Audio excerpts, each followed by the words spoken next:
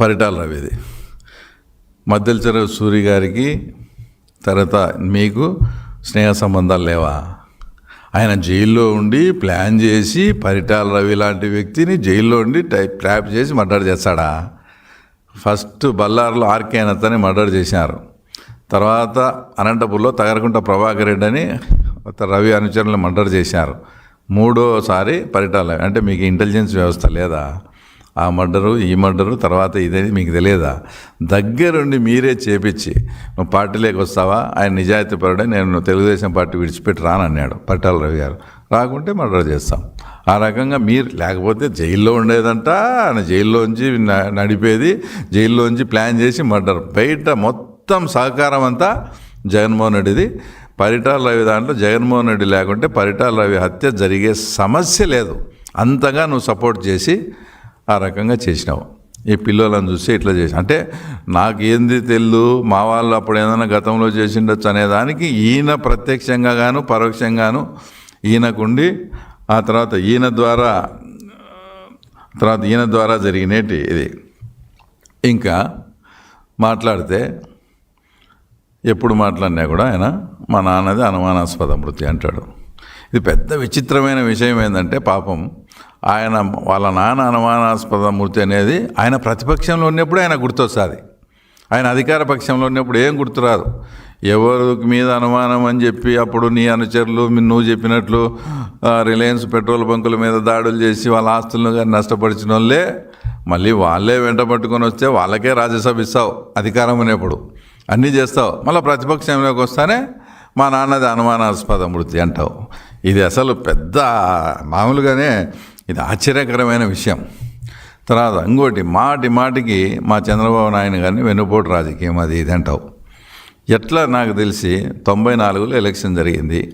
పార్టీని కాపాడుకోవాలనే ఉద్దేశంతో అందరు ఎమ్మెల్యేలు రామారావు గారి కుటుంబ సభ్యులు కలిపి చంద్రబాబు నాయుడు గారిని ముఖ్యమంత్రిగా ఎన్నుకున్నారు. ఎన్నుకున్న తర్వాత 96లో పార్లమెంట్ ఎలక్షన్ వచ్చింది. నిజంగా ప్రజలు చంద్రబాబు నాయుడు వెన్నుపోటే పొడిచిన అంటే ఆ 96 ఎలక్షన్స్లో ఒక సీట్ రాకూడదు. ఆ రోజు 18 సీట్లు వచ్చాయి. తర్వాత 1999లో అప్పటికి నాయకుడు చంద్రబాబు నాయుడే కదా. ఇప్పుడు వెన్నుపోటు పొడిచింటే ప్రజలు ఆయన తిరస్కరించాలి కదా. 1999 ఎలక్షన్స్లో మీ నాన్నే సీఎం క్యాండిడేట్, మీ నాన్నే సీఎం అభ్యర్థి, మీ నాన్న చిత్తుగా ఓడించినారు కదా. ఇంకా ప్రజలే యాక్సెప్టెన్స్ చేసి చంద్రబాబు నాయుడు గారు చేసిందే కరెక్ట్ అన్నప్పుడు నువ్వు ఇప్పుడు వెన్నుపోటు అని గగ్గోలు పెట్టడంలో అర్థం ఏముందో నాకు అర్థం కాలే. ఏ రోజే ప్రజలు ఇప్పుడు ఏదైనా మనం ఒక పని చేసినప్పుడు దానికి ప్రజాభిప్రాయము గన ఏకీభవించినప్పుడు అది అసలు తప్పనేదే కాదు. అది ఆ రోజు ప్రజలే ఆయనకు తీర్పిచ్చి మళ్ళీ నువ్వే సీఎం కావాలా, నీలాంటి వాడే సీఎంగా ఉండాలని చెప్పి మళ్ళీ తీర్పిచ్చి ఆయన మళ్ళీ 99లో రెండోసారి ఎన్నుకుంటే ఆయన వచ్చేసి ప్రతిసారి వెన్నుపోటుదారుడు అంటాడు. ఇంకా ఆయన మాట్లాడింది వివేకానంద రెడ్డి మర్డరు. ఇప్పుడు భారతదేశంలో ఒక అత్యున్నతమైన దర్యాప్తు సంస్థ చేసి నీ తమ్ముడైనటువంటి అవినాష్ రెడ్డిని, మీ చిన్నాయనైనటువంటి భాస్కర్ రెడ్డిని అక్యూజ్డ్గా ముద్దాయిలు చేసి ఛార్జెస్ ఫ్రేమ్ చేసి ఆ ఛార్జ్ షీట్ కూడా వేసినారు. ఇంకా ఇప్పటికీ కూడా నువ్వు దాన్ని బొంకుతా అది చేస్తే ఏదో అదృష్టము అది ఎటం చేసుకునేవో నువ్వు ముద్దాయి కాలే. సరే, ఒకవేళ నీకు తెలియకుండానే జరిగింది అనుకుందాం. ఏనాడైనా కానీ నువ్వు పిలిచి ఎవరిని అవినాష్ రెడ్డిని కానీ భాస్కర్ రెడ్డిని కానీ దేవిరెడ్డి శంకరెడ్డి కానీ అక్కడ మర్డర్ జరిగింది. మర్డర్ జరిగిన తర్వాత మీరు మా మామ అంటే భారతి వాళ్ళ నాన్న హాస్పిటల్ నుంచి కాంపౌండర్ని పిలిపించి ఎందుకు కుట్లేపించినారు, తర్వాత ఎందుకు అక్కడ ఉండే సాక్ష్యాలను తారుమారు చేయాలని చూసినారు, అసలు మీకేం పని ఏంది, మీకేం సంబంధం, మర్డర్ జరిగింది మర్డర్ అని చెప్పాలి కదా, మీకు ఏని చేయమని ఎవరు చెప్పినారు అని నువ్వు ఏనాడన్నా కూర్చోబెట్టి అడిగింటే నీకు నిజంగా సంబంధం లేకుంటే నువ్వు అడిగేవానివి, లేదా నువ్వేనా చెప్పిండాలా వాళ్ళకు ఈ రకంగా చేయండి అని. ఏ బుద్ధన్న అడిగినావా? ఒకవేళ నీకు నిజంగా సంబంధం లేదంటే లేదు సరే అనుకో. వీళ్ళని ఏ రోజన్నా అడిగినావా? వాళ్ళతో ఆ సమాధానం అడుగు, అప్పుడు నీకు అర్థమవుతుంది. లేదు ఇంకా నువ్వే చెప్పింటే మీ ఇద్దరు తోడదొంగలుగా.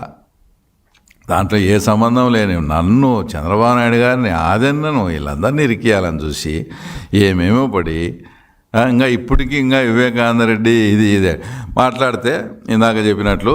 తర్వాత వెన్నుపోటు అనేది అది కాదు. వెన్నుపోటు రాజశేఖర రెడ్డి గారు బతికున్నప్పుడే మళ్ళీ సీఎం అయిన తర్వాత ఓన్లీ మీ 3 ఫ్యామిలీలే, అంటే షర్మిల అండ్ అనిల్, జగన్ అండ్ భారతి, రాజశేఖర రెడ్డి గారు అండ్ విజయమ్మ గారు, 3 ఫ్యామిలీలు ఇజ్రాయెల్ పోయారు.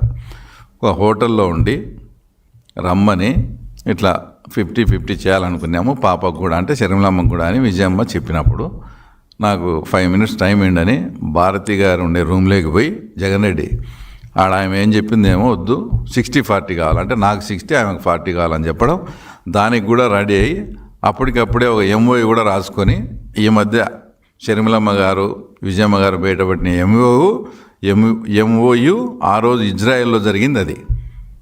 అది కూడా బయటపెట్టి అది కాదు నువ్వు వెన్నుపోటు అంటే ఆ రోజు మాట్లాడి 60-40 కూడా ఇస్తానని నువ్వు జైల్లో ఉన్నప్పుడు ఆమెను పాదయాత్రకంతా తిప్పుకొని ఆమెకు నువ్వు చేసినావు చూడు, అది ఒరిజినల్ వెన్నుపోటు అంటే. ఈ బుద్ధుడికి ఆస్తులు పంచేయకుండా ఈరోజు నువ్వు వెన్నుపోటుదారని సొంత చెల్లెలకు. ఆయన మొన్న మాట్లాడుతూ రాజశేఖర రెడ్డి గారు నాకు సంస్కారం నేర్పించారు, రాజకీయం మాత్రమే నేర్పించారని. తర్వాత మళ్ళీ ఇది చెప్పలేదా? రేపు చెల్లెలకు న్యాయంగా పంచాల్సిన వాటా నువ్వు పంచేయాలా, అమ్మను గౌరవంగా చూసుకోవాలా, ఇట్లాంటివి కూడా చెప్పింటాడు కదా. ఇట్లాంటి చెప్పలేదా మరి ఆ రోజు రాజశేఖర రెడ్డి గారు? ఏదో మీదో పెద్ద ఫ్యామిలీ అయినట్టు, మీ కుటుంబ చరిత్ర అసలు ఎవరికి ఆ తర్వాత తెలియనట్టు అంతెందుకు. ఇప్పుడు సతీష్ రెడ్డి గారు మీ పార్టీలో ఉన్నాడు, మిమ్మల్ని స్నేహం చేసే వయస్సు వాళ్ళతోనే చేయాలా, అది చేయాలా, అది ఇదని మాట్లాడుతున్నాడు.